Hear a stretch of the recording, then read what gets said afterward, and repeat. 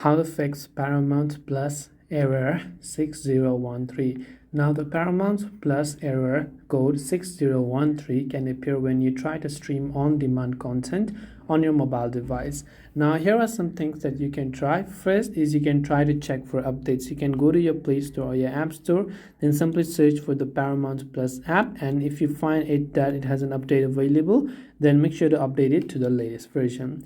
Now after you've done that, what you can also try to do is just go ahead and then long press the Paramount Plus app icon here, then tap on the eye icon that you'll be able to find there.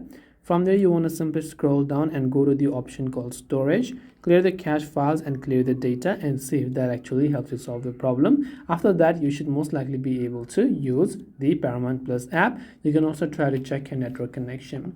This way you'll be able to fix Paramount Plus error 6013. Hope this video was very helpful. If you have got any more questions, feel free to also leave them down below.